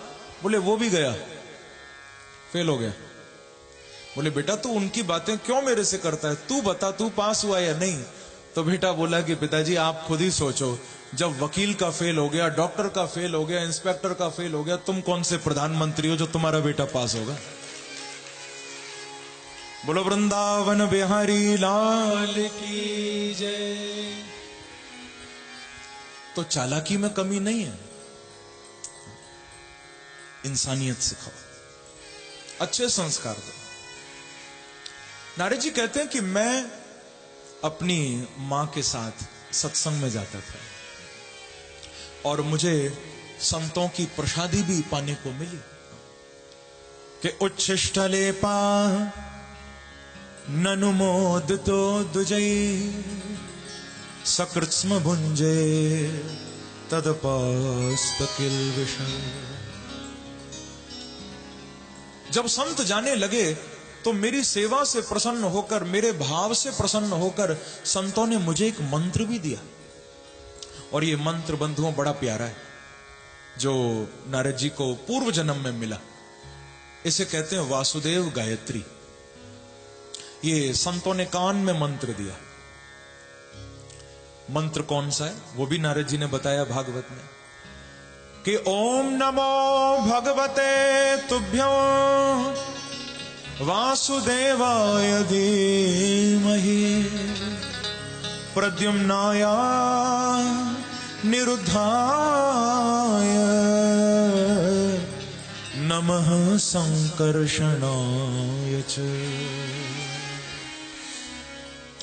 ये मंत्र संतों से मिला था और कहते हैं कि मैंने इस मंत्र को बड़ी निष्ठा से जपा। ठीक है, जब तो मैंने किया, लेकिन जितना करना चाहिए था उतना मैं नहीं कर पाया। क्यों नहीं कर पाया? नारद जी बताते हैं कि व्यास जी जब मैं जप करने बैठता था ना, ओम नमो भगवते तुभ्यं वासुदेवाय धीमहि प्रद्युम्नाय निरुद्धाय नमः संकर्षणाय च, जब इस मंत्र को मैं जपने बैठता तो मेरी मां आकर बार बार मुझे उठा देती, कहती बेटा खाली भजन करेगा, अरे कुछ काम धंधा भी कर, जा मेरे लिए ये लेके आ, जा बाजार से ये लेके आ। ऐसा मां बोलती। क्योंकि मां को डर लगता था बुढ़ापे का यही तो सहारा है, बाबा जी बन गया तो बुढ़ापा गया मेरा। अब मां का भी भाई अपना एक ममत्व तो है, तो मां भजन नहीं करने देती। लेकिन ऐसा एक संयोग हो गया, मां गौशाला से गाय का दूध काढ़ के लौट रही थी, तो अंधेरा था, शाम का समय था, पैरों के नीचे एक सांप आ गया। उस सर्प ने मां को डस लिया, मां की मृत्यु हो गई। अब देखिए आगे क्या हुआ, आगे की घटना बड़ी विचित्र है।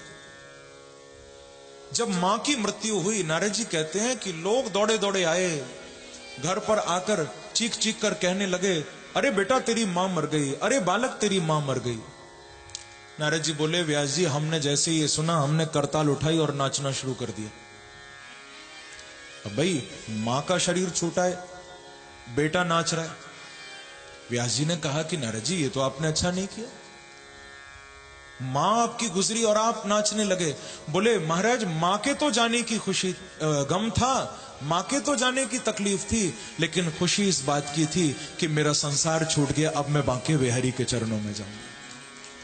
क्योंकि मां को तो कभी न कभी जाना ही था, पर मैं ये जानता था कि जब तक मां नहीं जाएगी मैं घर नहीं छोड़ पाऊंगा, मैं भजन नहीं कर पाऊंगा। मां को तो कभी ना कभी जाना था। मुझे प्रसन्नता मां के जाने की नहीं, मुझे प्रसन्नता इस बात की थी कि अब मैं भगवान की ओर जा सकता हूं। आप ध्यान रखना बंधुओं, बहुत से लोग ऐसे भी होते हैं जो कभी कभी मां बाप की सेवा छोड़कर और न जाने बहाने ढूंढ लेते हैं, हम तो भजन करेंगे, हम तो यहां जाएंगे वहां जाएंगे। ऐसा नहीं करना।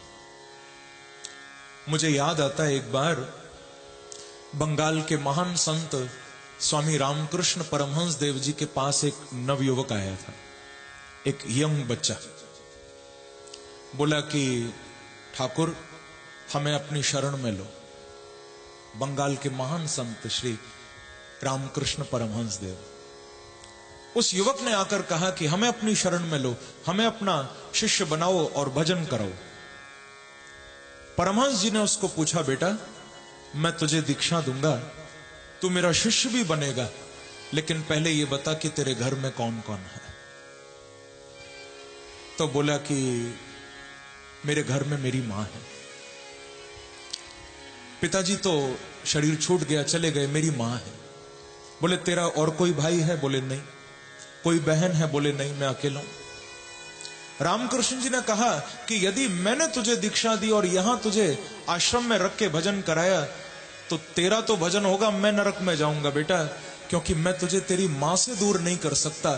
तेरी मां जब तक जिंदा है तू जा, उसकी सेवा कर, इतना फल तुझे भजन करके नहीं मिलेगा जितना मां की सेवा करके तुझे मिल जाएगा। हां मां तेरी चली जाए फिर तू मेरे पास आ, फिर मैं तुझे यहां भजन करवाऊंगा। अब एक भगवान की, क्योंकि हमारे यहां मां को सबसे पहला देवता माना गया, भगवान से भी पहले कहा गया है कि मातृदेवो भव, फिर पितृदेवो भव, आचार्य देवो भव। सबसे पहला देवता मां ही तो। एक देवता को छोड़ के तुम दूसरे भगवान की ओर भाग रहे हो, ऐसा नहीं। तो नारद जी कहते हैं कि मुझे मां के जाने की तो तकलीफ है, खुशी इस बात की है कि चलो अब मेरा संसार छूट गया, अब मैं भजन करने के लिए जा सकता हूं। लोग आए, मेरी मां का अंतिम संस्कार करने के लिए शरीर ले जाने लगे, मैंने नहीं ले जाने दिया। मैंने मां के शरीर को कुटिया में रखा और कुटिया सहित ही मां का अंतिम संस्कार कर दिया, क्योंकि मैं जानता था कि यदि कुटिया भी रहेगी तो मैं भजन नहीं कर पाऊंगा। मैं जानता था कि इस कुटिया की एक एक चीज मुझे मां की याद दिलाएगी, क्योंकि मेरी मां ने बनाया था सब कुछ, एक एक चीज मां सजा के रखती थी। कुटिया रही तो मैं भजन नहीं कर पाऊंगा। तो अंतिम संस्कार कुटिया सहित ही मां का किया, और जिधर मेरा मुख उठा व्यास जी मैं उधर ही चल दिया, क्योंकि भैया सच्चे संत तो वो हैं जो बंधते नहीं हैं। एक साधु को, एक संत को विचरणशील होना चाहिए, ध्यान रखना। संत एक जगह टिक गया, समझ लो बंध गया, फंस गया। संत को चलायमान होना चाहिए, चरे वेती, चलते रहना चाहिए। साधु को बंधना नहीं चाहिए। इसीलिए हमारे ब्रज में तो कहावत है भैया, संतन की मौज और बंदरन की फौज, दोनों को ठिकानो ना है कब कहां निकल जाए। संत की मौज भी उठी और कहीं भी चल दी, ऐसी बंदरों की फौज बस कहीं भी निकल जाती। नारद जी बोले मैं भी चल दिया। एक सरोवर के तट पर पहुंचा, पेड़ के नीचे बैठा, मन शांत किया और उसी मंत्र का जप किया कि ओम नमो भगवते तुभ्यं वासुदेवाय धीमहि प्रद्युम्नाय निरुद्धाय नमः संकर्षणाय च। खूब जप किया। मुझे भगवान की वाणी सुनाई दी व्यास जी, भगवान की आकाशवाणी मुझे हृदय में सुनाई दी।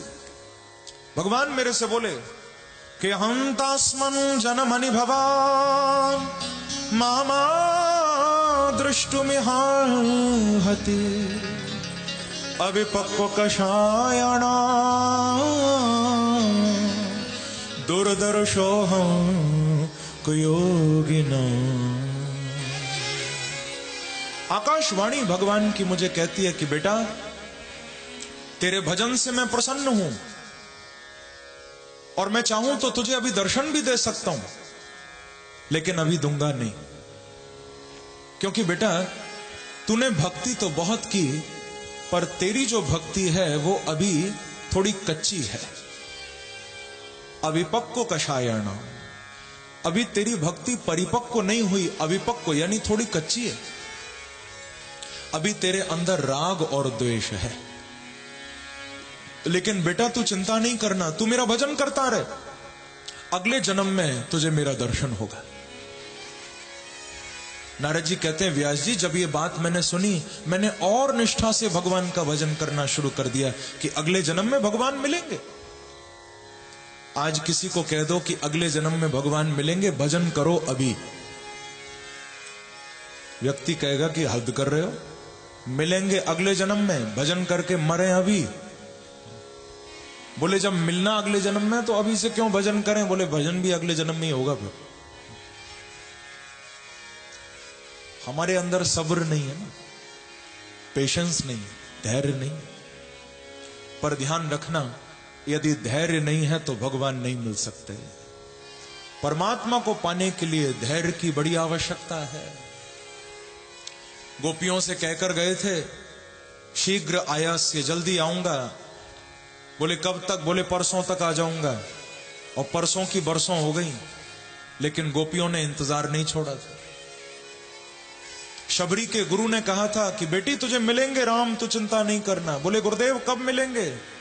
बोले ये तो वो ही जानते हैं कब मिलेंगे, तू इंतजार करना। तो इंतजार किया कि नहीं किया? इंतजार हुआ। बिना इंतजार के भगवान नहीं मिलते भैया, धैर्य होना चाहिए। इंतजार करने वाले कोई परमात्मा मिलेंगे। मैं कहा करता हूं, खुशी से कभी खुशी की तरफ नहीं देखा, तुम्हारे बाद फिर किसी की तरफ नहीं देखा। खुशी से कभी खुशी की तरफ नहीं देखा, तुम्हारे बाद फिर किसी की तरफ नहीं देखा। ये सोचकर कि तेरा इंतजार करना है, हमने तमाम उम्र घड़ी की तरफ नहीं देखा। जो सच्चे आशिक होते हैं वो ये नहीं देखते कि कितने घंटे भजन हो गया, कितने घंटे नाम ले लिया। हम लोगों के तो हर काम घड़ी देख के होता है। और कई लोग घड़ी देख रहे हैं बहुत देर से कि बोले 7 तो बज गए और कितनी देर बिठाएंगे। लेकिन भगवान को घड़ी देखकर नहीं पाया जा सकता बंधुओं, उसका इंतजार तो फिर घड़ी फेंकनी पड़ेगी एक तरफ। बस भरोसा पूरा हृदय में होना चाहिए, पक्का विश्वास होना चाहिए कि मिलेंगे। इसीलिए मैं एक भाव गाया करता हूं, आप भी थोड़ा गाओ मेरे साथ कि हमने भरोसा कर लिया सरकार शाम का। ओ हमने भरोसा कर लिया सरकार शाम का, शाम का हमने भरोसा कर लिया सरकार शाम का, शाम का हमने भरोसा कर लिया। सब गाओ सरकार शाम का।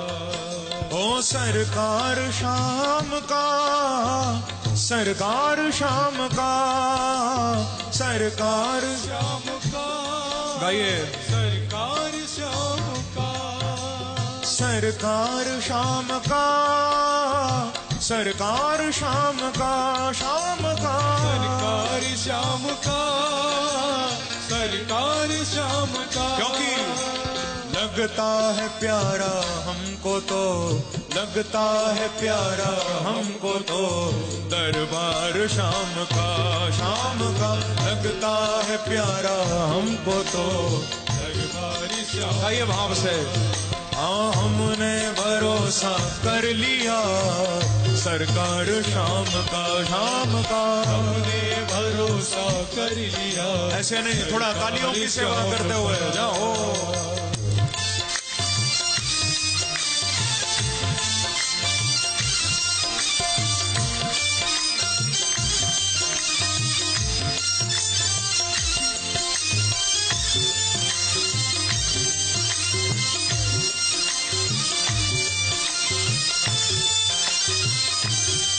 एक बार कहिए श्री राधे, श्री राधे।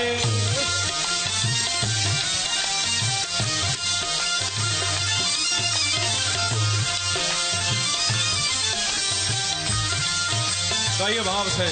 ओ हमने भरोसा कर लिया, हमने भरोसा कर लिया सरकार शाम का, शाम का हमने भरोसा कर लिया सरकार शाम का।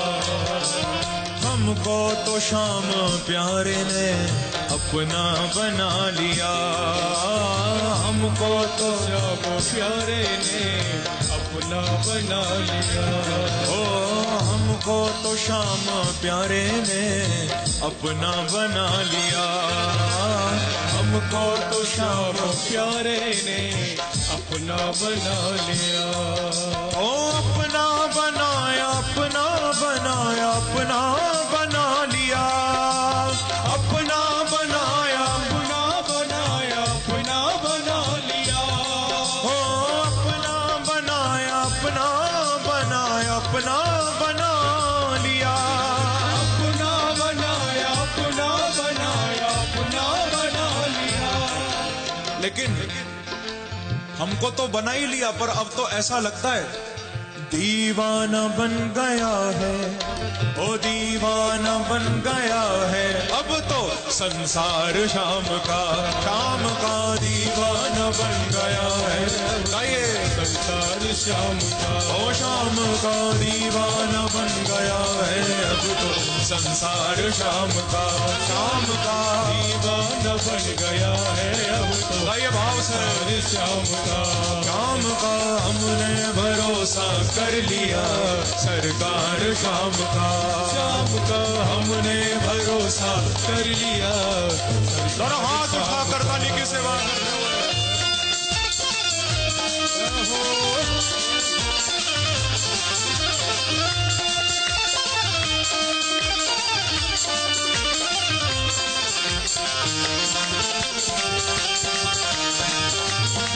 वृंदावन बिहारी लाल की, बाके बिहारी लाल की। ओ हमने भरोसा कर लिया, भरोसा कर लिया सरकार शाम का, शाम का हमने भरोसा कर लिया सरकार शाम का।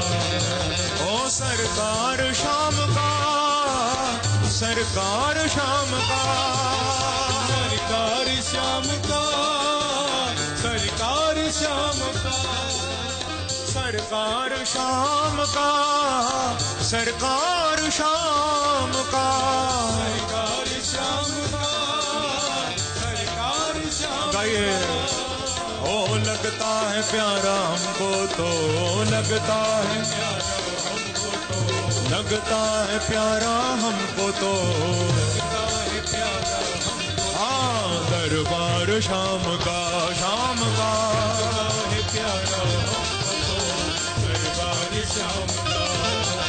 ओ हमने भरोसा कर लिया सरकार शाम का, शाम का हमने भरोसा कर लिया सरकार शाम का। जो दर पे आ गया कमी उसको नहीं रही, ओ जो दर पे आ गया कमी उसको नहीं रही। भैया खाली तो तब तक हो जब तक दुनिया के दरवाजे पर ठोकर खा रहे हो। बिहारी जी के दर से कोई खाली नहीं लौटता, इसीलिए मैं कहा करता हूं इनकी आंखों से नूर मिलता है, इनके दर्शन से सुरूर मिलता है। जो भी आता है दर पे एक बार उसे कुछ ना कुछ तो जरूर मिलता है। मेरे बिहारी जी तो देने वाले हैं। जो दर पे आ गया कमी उसको नहीं रही, ओ जो दर पे आ गया उसको नहीं रही।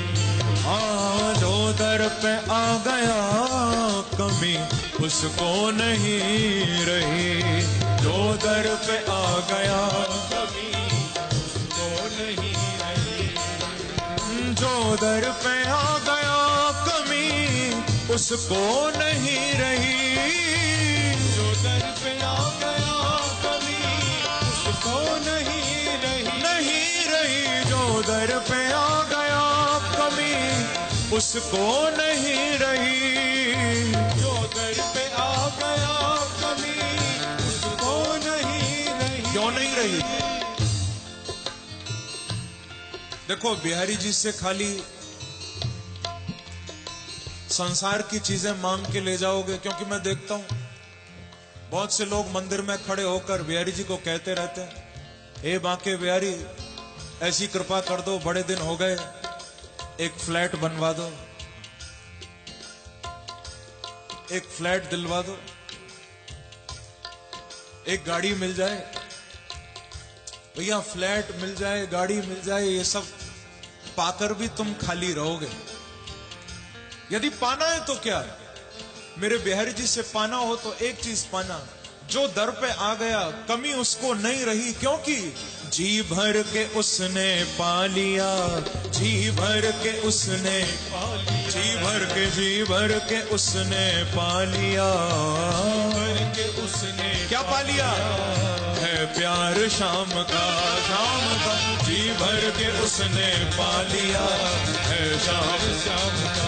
शाम का जी भर के उसने पा लिया है प्यार शाम का। इसलिए ओ हमने भरोसा कर लिया सरकार शाम का, शाम का हमने भरोसा कर लिया सरकार शाम का।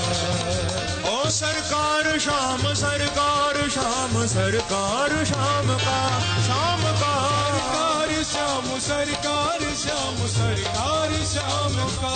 शाम का सरकार शाम, सरकार शाम, सरकार शाम का सरकार शाम, सरकार शाम, सरकार शाम का। ओ लगता है प्यारा हमको तो, लगता है प्यारा हमको तो, लगता है प्यारा हमको तो, लगता है प्यारा गाइए अब दरबार शाम का, शाम का लगता है प्यारा हमको तो, दरबार शाम का। शाम का लगता है प्यारा हमको तो, दरबार शाम का। ओ हमने भरोसा कर लिया सरकार शाम का, हमने भरोसा कर लिया। थोड़ा पीछे वाले भक्त भी दोनों हाथ उठा कर ताली की सेवा करते हुए क्या हो जय हो।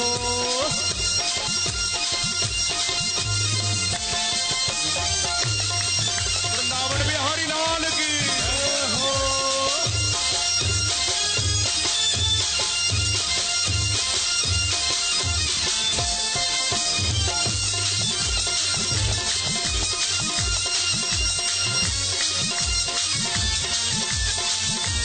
एक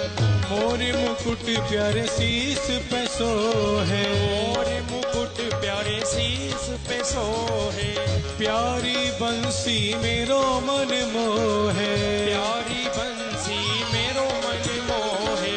देख छवि बलिहारी में जाओ, देख छवि बलिहारी में जाओ, चरणों से निकली गंगा प्यारी, चरणों से निकली गंगा प्यारी, जिसने सारी दुनिया तारी, जिसने सारी दुनिया तारी।